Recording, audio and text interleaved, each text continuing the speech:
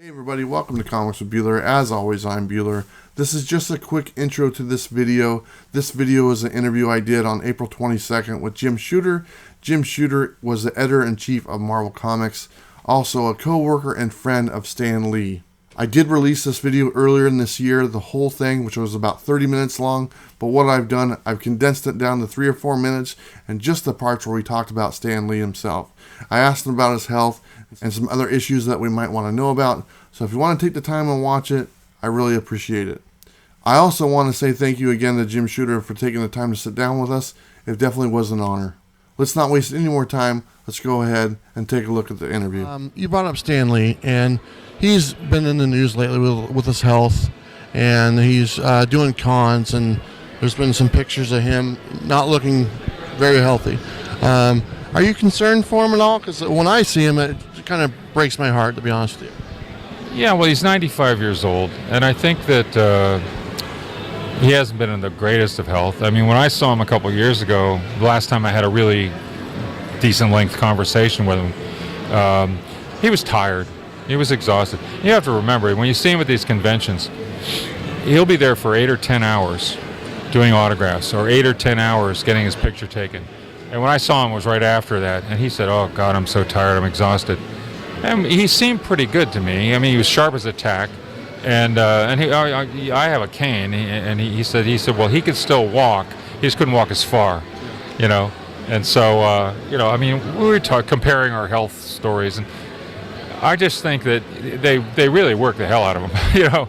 I mean, I think that he could probably do with about half as many autographs. There are thousands of people in line, thousands. It's crazy. And so it is crazy, and so yes, I do worry about him. I think that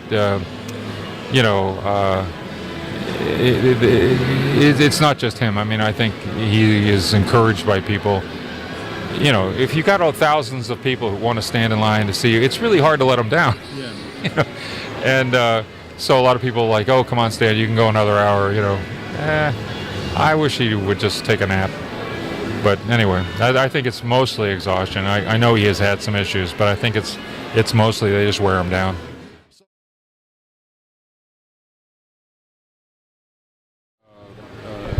Other people who were there, Mori Kuramoto even, and it's all very clear to me.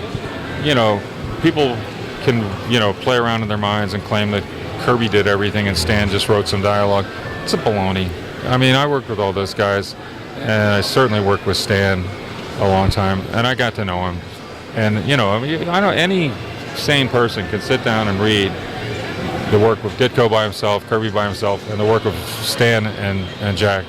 When I first came to Marvel's offices, there was a stack of pages this high. That's more than a ream of comic book art boards that were rejected pages. Almost all Kirby. Because Stan tell him what to do, he wouldn't get it quite.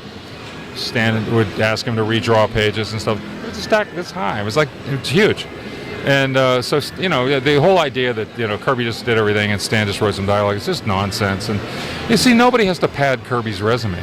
Kirby was maybe the greatest genius we ever had, and he did plenty of stuff, and he certainly contributed to everything. And like, how much? Was it 50-50, 60-40? Who knows? I don't care. But the fact is, when they take credit away from Stan, that's just baloney. Well, Mr. Shooter, this was an honor. So thank you very much. Thank you. Thanks for taking the time to talk to us. And thanks, everybody, for watching Comics with Bueller. Jim Shooter, the one and the only. Thank you very much.